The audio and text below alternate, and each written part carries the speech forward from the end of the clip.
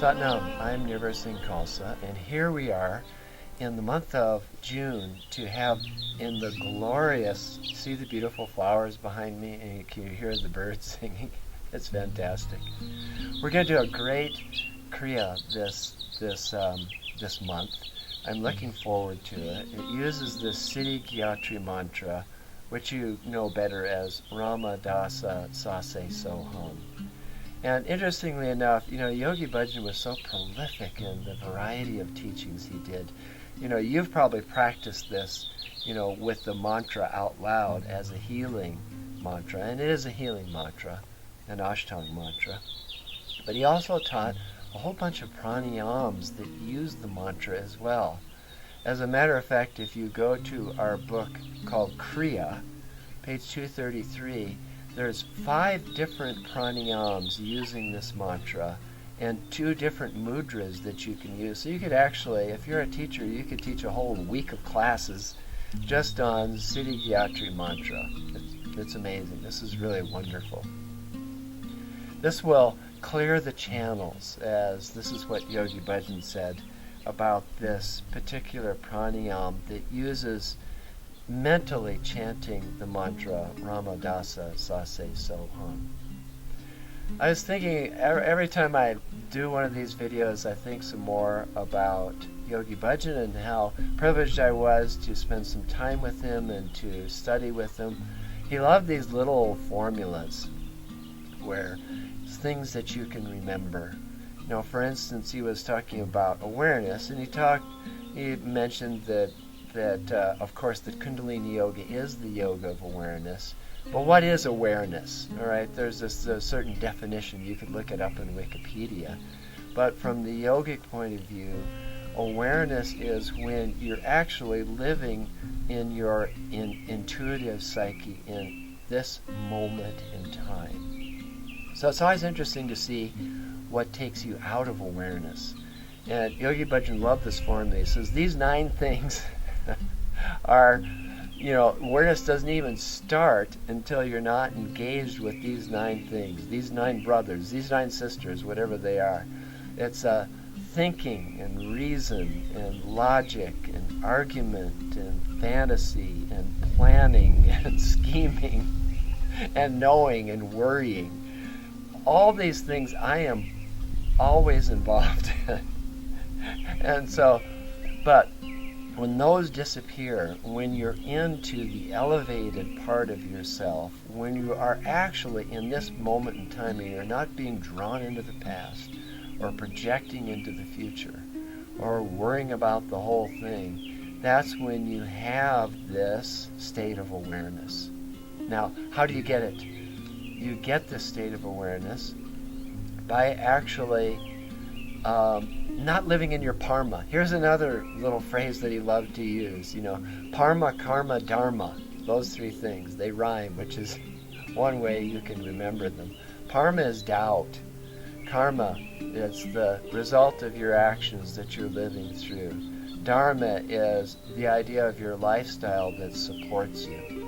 It's always fantastic to have a dharma and to live in a dharma and to engage in a dharma and to be around people that will support this kind of thinking and this way of being. And so, for a dharma, you go to a dharmasala. You go to a place where people are living dharma, who are consciously, actively wanting to actually relate to the higher part of themselves. Everybody's in different levels. Sometimes that's the fantasy part. People come to the ashram in Espanola and they think everyone's enlightened. Absolutely not. Everybody is working on themselves, however. So this idea of parma is doubt, and this self-doubt. If you're constantly in self-doubt, you're bringing yourself out of this moment, of this time, in this space where you can live in awareness. And what that does is it throws you into those 9 things. And what Yogi Bhajan says, if you reside in parma, then all you're doing is living out and working through your karma. The idea is to lift yourself and elevate yourself out of that state into the state of awareness. And that's what these meditations, these kriyas do. I just read a study. They had some Marines do some kind of mindfulness kind of thing to kind of really test what their resilience is, because above all things, these fighting men and women need to have resilience. And the idea of resilience is that if you get so locked in your emotions and your commotions and your reactions in the back part of your brain, you don't have that opportunity to live the neocortex and the frontal part of the brain. And that's exactly what meditation does for you. And what they found in the study is that these Marines that went through this mindfulness study, they were less reactive. They had a focus, they had a dedication. All the things that were happening to them didn't really bother them as much as those Marines that weren't trained with this mindfulness meditative training. So I practiced this Kriya this morning, and I really loved it. I could really feel the higher glands becoming active, and I could feel the channel clearing that Yogi Bhajan talked about. Now, you have a choice of mudras, but the mudra that we're going to use is going to be, gentlemen, right hand and the left with the thumbs touching, like this, but it's going to be held in your lap.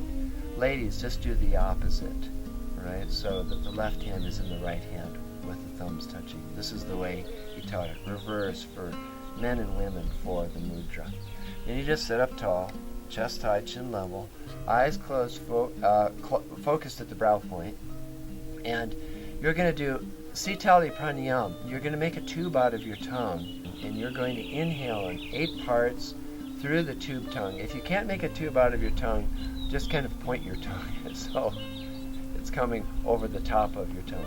Inhale in 8 segments through the mouth, exhale in 8 segments through the nose. So it looks like this.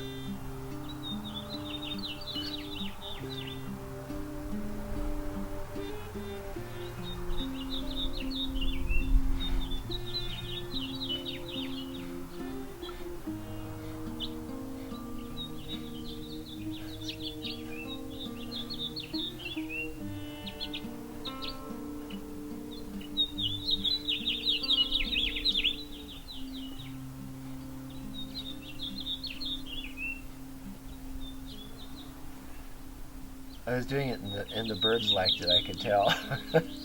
I started singing louder. I didn't want to stop, actually. So, and then you coordinate the breath with the mantra. All right, so there's 8 parts. You mentally chant Ra, Ma, Da, Sa, Sa, Se, So, Hung. Ra, Sun, Ma, Moon, Da, Earth, Ra, Ma, Da, Sa, Infinity, Se, totality of infinity, So, Hung. I am thou, I belong to that. And then you exhale in those 8 parts and you chant the mantra too, mentally. And we'll do that for 11 minutes. So I hope you have a wonderful summer solstice, wherever you are. And lovely winter solstice if you're in the southern hemisphere. But solstice time is always special.